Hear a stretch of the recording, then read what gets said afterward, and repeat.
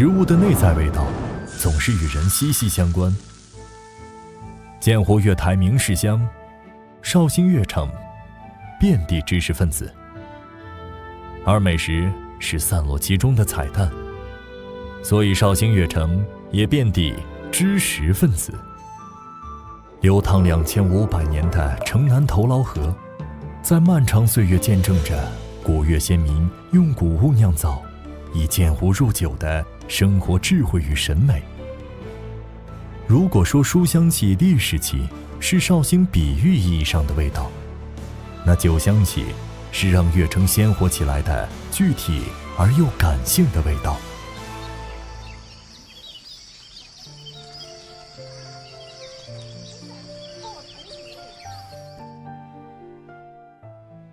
钱哥，绍兴寻宝记饭店的出品总监，在他的眼里，黄酒是绍兴菜提鲜、去腥、增香的魔法外挂。绍兴人爱吃鱼，独特的地理位置与自然条件为绍兴提供了盐鱼之地。绍兴人更懂吃鱼。绍兴，盐岭、东海之滨这些小海鲜的话也是比较丰富。我们今天也选用的是我们东海的一个黄花鱼来做一个绍兴特有的一个爆烟风味的这么一道菜品。首先我们会拿我们自己炒制的一个花椒盐，鱼身上给它淋一下，淋好以后呢，我们会给它轻轻的搓揉一下，就是让它身体的每个部位都能充分的吸收到我们的这个花椒盐的味道。这样就给它搓揉均匀以后，那我们最后我们会淋上我们的一个花椒酒，再轻轻的涂抹一下。盐与花椒的重复摩擦，在鱼身上留下了一层淡淡的白色盐霜，去腥的同时又能为黄鱼增添底味。腌制一段时间，就可以再倒入适量寻宝记花雕酒清蒸。与高温水蒸气交融的黄鱼，在酒香的熏陶下，呈现出一种诱人的琥珀色。随着水分的蒸发与循环，鱼身的颜色逐渐变得浓郁，漂亮的芡汁为黄鱼披上了一层金色外衣。仅依靠盐、花椒、花雕就能激发出浸染着酒香的咸鲜。短时间的腌制足以让鱼肉变得紧实爽滑。温吞清冽的花雕酒在去腥的同时又调出了黄鱼的鲜甜。下一筷子，酒香迎口，鲜美异常。秋高稻熟时节，吴越地区多的是水草丰富、水体溶氧量高的湖泊。选取2两半到3两半的大闸蟹，青壳、白肚、金爪、黄毛，冷水下锅，加葱段、姜片，适量黄酒，大火烧开，中火焖煮，静待蟹熟。此时的大闸蟹已然黄亮有光，熟蟹派此时就可以下筷，吃的是藏着一丝酒气的原蟹的甘醇。爱醉蟹的绍兴人却还要再等待24小时。我们叫做黄酒醉万物啊！在绍兴什么东西都可以用黄酒来做。醉的这个风味是把绍兴的黄酒跟着绍兴的酱油融合起来的。把熟蟹依次放入透明的醉蟹罐中，制作醉蟹离不开醉蟹汁。要把醉蟹汁调好，最重要的是选好绍兴黄酒。开一坛10年陈寻宝记花雕酒倒入醉蟹罐中，直到没过所有熟蟹。醉蟹汁的辅料则选取绍兴人吃惯的母子酱油，还有香叶、八角、豆蔻、桂皮，搅拌均匀，等待它们与丰富的香料初遇，与陈年的黄酒重逢。清爽的花雕穿过螃蟹坚硬的外壳，进入蟹肉和蟹黄里，加上香料的精心作配，摇摇晃晃，醉生梦死。做好的熟醉蟹奉献出的是洁白的蟹肉、油亮的蟹黄蟹膏，仅凭香气就能牢牢抓住每个人的胃，大快朵颐。酒香的人们擅长用黄酒入菜，也惯用一醉处理各种河湖鲜食，不论生熟，趁着新鲜往酒里进就对了。不喜喝鲜，但又想尝一口绍兴糟醉菜，选醉鸡就对了。我们现会用葱姜和那个素菜一起去煮，煮出来的汤水里面我们加了我们绍兴特有的香糟卤，还有盐，还有我们的酒，一起去烧开以后一起去调制的这么一个醉鸡的一个卤汁。将半只鸡放进生锅中，没入清水，绍兴菜万能搭载黄酒再次紧随其后。经历火的洗礼，熟鸡需要一场冰的重生。浸过冰水的鸡肉不仅紧致弹滑，皮下也会形成水晶般的弹滑胶冻。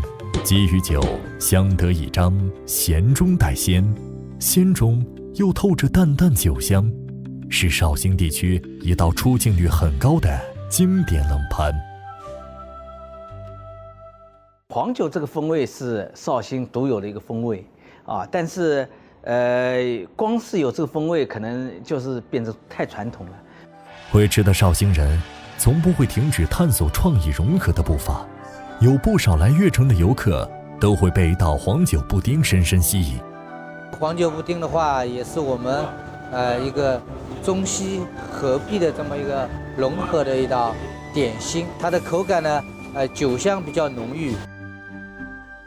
小火慢熬至白糖融化，熬出金黄饱满的茶色焦糖，焦糖打底，淡奶油、蛋黄液、纯牛奶按序入座，凝浑黄酒收尾断后，焦香、奶香、酒香在一道融合甜品上轮番登场，上演着浓而不烈、香而不腻的味觉盛宴。很多东西还是一个就根据时代的变化，根据趋势的变化，我们需要去接受，需要去融合，是吧？这个才能让我们这个菜系可以走得更长。我们一个城市可能都几千年了，我们的绍兴菜，可能再过几百年，再过几千年还是在的。懂绍兴菜的老饕一定更懂绍兴酒，一生扎根绍举侯系的小七灵童是绍兴菜的老底子食客，更对黄酒的品类如数家珍。一代里从小学习的啊，跟爷爷学习的。那么学习当中要练功，要练文功，要练武功，比较辛苦，吃力，恢复原来的体力了，就是喝黄酒。结果老酒喝精做了。绍兴黄酒非常好，喝精做，喝精做。所以我从小会吃。我还没得听到过啊，对的。就我那时候听你说，好像宁可饭不吃，老酒也一定要吃。对啊。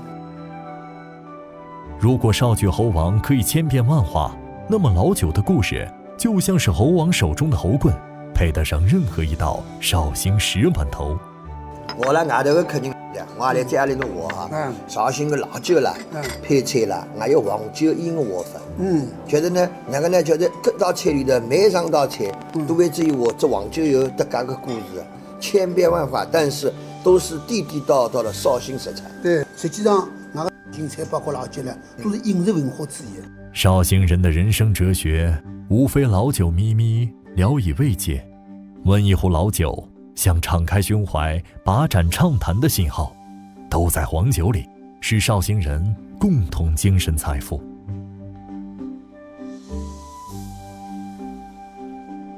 我们饮食当中，我们有非物质文化遗产。那么我们绍兴作为3大地方其中之一，我们绍兴也有文化遗产，非常有名的什么呢？就是绍兴孙悟空3打8角精。对个。还有绍兴传统节目龙虎斗。那么一家人只老节写的老滔滔，我唱句给你听听啊。好，好吧。好，唱句孙悟空3打8角精啊。好。妖光，金箍棒下就不了劲，我打死你！对啊，一个呢就是最好的绍兴的味道，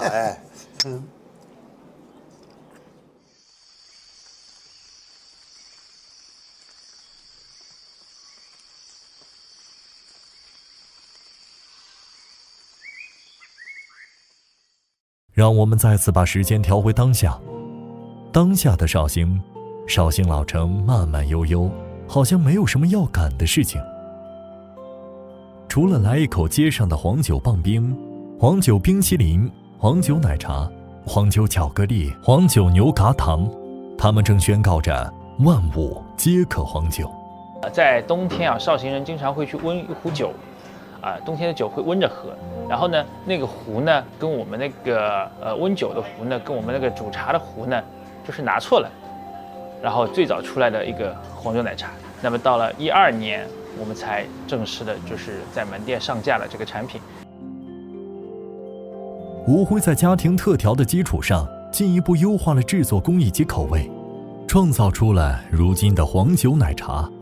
绍兴的金名片就是黄酒嘛，黄酒能不能走进年轻人的世界？然后我们就开始对黄酒做改变。为什么第一个会从奶茶开始呢？黄酒奶茶的话，它是我们的第一款黄酒衍生品。那么它是用港式冲茶的工艺融合了绍兴的黄酒、茶香、酒香、奶香的作为了一个融合。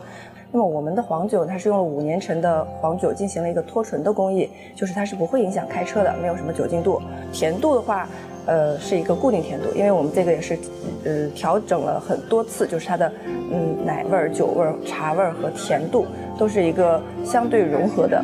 那么其中一个量的变动呢，就会影响到它整个的一个口感。我们在这个奶茶里面呢，也是没有任何的添加剂、奶精粉之类的，就是做一款比较健康的黄酒奶茶。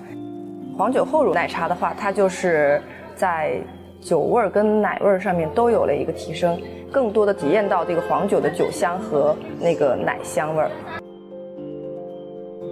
如果说黄酒奶茶代表着时下绍兴的创新 B 面，那经久不衰的茴香豆则见证着舌尖绍兴的守正 A 面。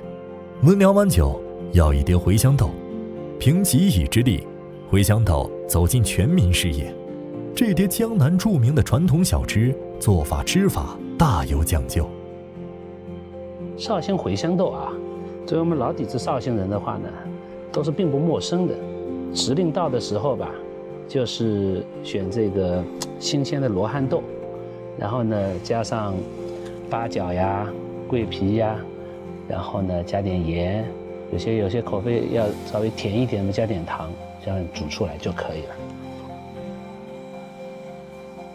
烹成甘香醇郁的茴香豆，青黄色褶皱表皮下，豆肉熟而不腐，软而不烂，豆子入口酥软清鲜，细细咀嚼，满口生津，入肚暖胃，越嚼越有味。小时候肯定是必备的一个零食，那但是它是一个绍兴人老底子必备的一个佐酒小美食啊！绍兴人吃老酒，茴香豆来一点，这个是叫标配。就是小的时候，我爷爷在这边喝茶有茶馆的嘛，回家的时候可能会给我们带一点过来，弟弟妹妹也好多嘛，然后就是哄我们开心嘛。远离家乡的游子，时常便用碟中晒干了的乡土气息的茴香豆，调节一下这座城市的舌苔。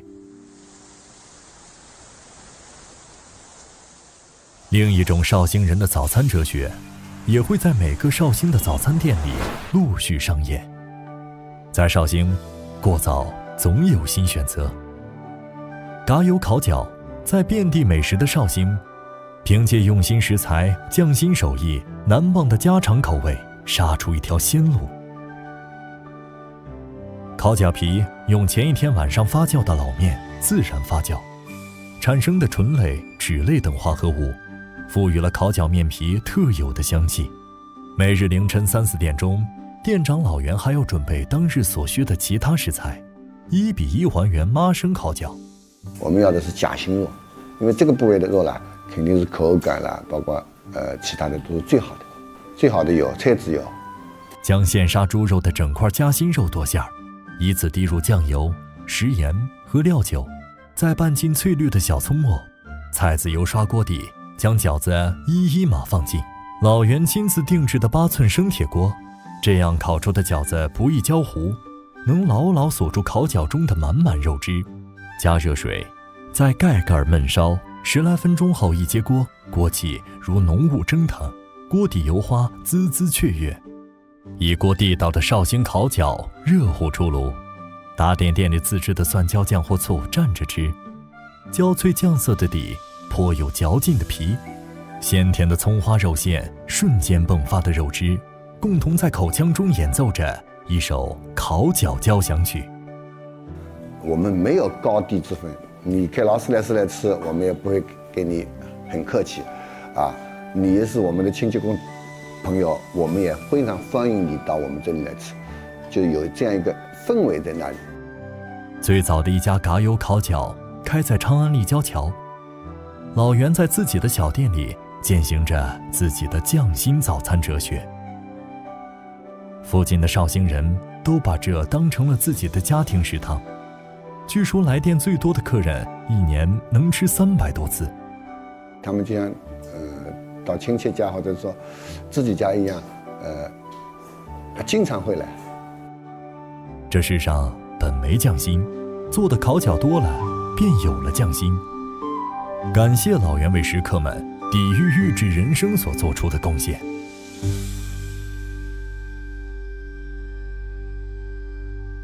生煎是老绍兴人最爱吃的早餐之一，比起传统的大饼油条，一盘形态饱满、馅重之多、底部香脆可口的生煎，总能在味觉体验上更胜一筹。小沈生煎是老板娘金燕从外公外婆30多年祖传下来的生煎店。外公外婆原先做了30多年，然后到舅舅到我们这一辈，小时候的嘛，在我的印象中是小馄饨，这几个生煎包还是挺好的环境。凌晨4点，夫妻俩和师傅们两眼一睁就开始和面、擀皮。早八人尚在梦中，早4人就已经开始为早八人准备诚意满满的早点了。一手拖着发酵的精白面粉皮，一手把边缘的面皮推在一起形成褶皱，旋转着捏紧，将猪肉与皮冻做成的馅儿牢牢包裹住。这样一个38克重的生煎幼年体就包成了。平底锅中注油，让锅底布满油膜，将包好的生煎封口向下，依次紧挨着码入锅中，直到所有生煎在锅中大团圆。平底锅做火，盖好锅盖，然后火候啊、水的分量都是按照比例来的。如果是太大的话，底的话容易糊掉。于是师傅握着铁锅，以中心火苗为点，熟门熟路，绕灶台撩着打了一圈又一圈，充分加热。当铁锅吱吱作响，老面的气孔尽情呼吸，师傅又会在合适的时机揭开锅加水，再次加盖焖烤。待锅中的水烧干后，撒上芝麻和葱花，这才完成了生煎的水与火之歌。经过充分蒸烤，生煎馅中的肉皮冻早在高温下融化出了饱满肉汁，咬破一个小口，让热气散散，然后再吸肉汁，配醋入口，咸豆浆垫后。绍兴的晨煎风韵莫过于此。我们就住在附近啊，经常过来吃，烤的比较好，然后那个肉馅啊，这种做的都挺好的。我们常说有心之人再远都会记挂对方，而用心记挂的味道总会被传承下去的。我从那边那个鲁迅路那边过来的，生煎包也是我们绍兴传统小吃之一，味道口感蛮不错的，而且个大，肉又饱满。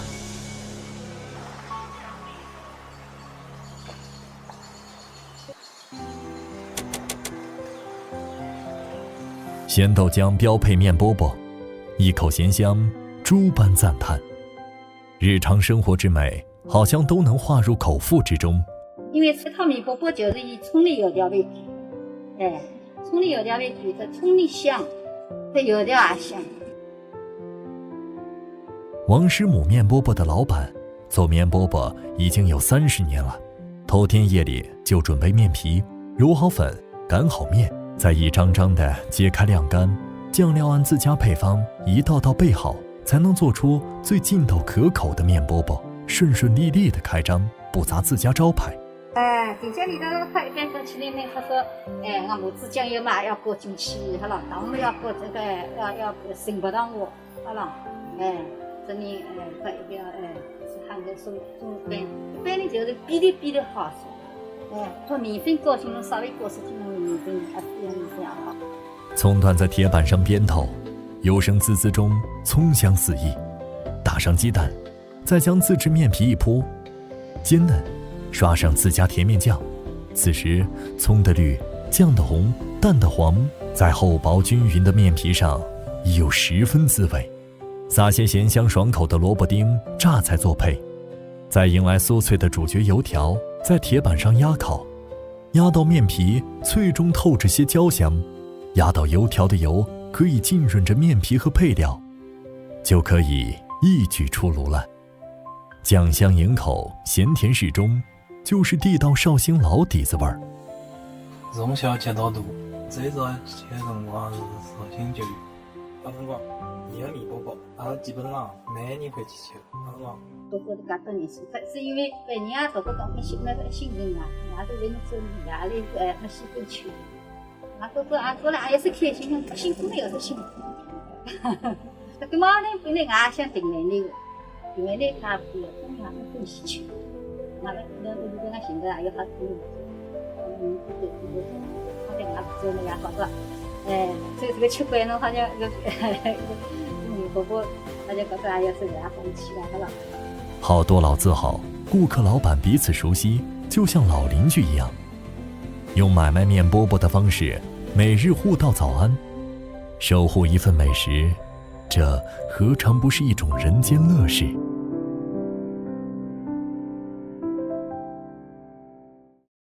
在一众烟煤最臭的绍兴美食中，有100年历史的绍兴奶油小潘堪称绝对一类。鲁迅故里附近高老太奶油小潘，这种用面粉、鸡蛋和糖做成的小点心，并非土生土长的绍兴小吃，是100%改良版的中国蛋挞。打发蛋清，蛋黄米糊为馅，碗状蛋卷托底，烤制出炉。烤好的小潘外绵内软，蛋清摇身一变呈丰满的茶色雪山，轻咬一口，糖水清甜，内馅柔软，外壳干脆。早个15年以前，我儿子在读幼儿园的时候，就每次放学他都要带他买个奶油小面吃。我就是绍兴人啊，因为这个就是我们小时候一起经常在吃的，所以我也带他尝一下我们小时候的那个味道啊。来悦城，找个枕河而居的酒家落座。这里的每一坛老酒，都贮存着不同时节绍兴水土的4季轮回。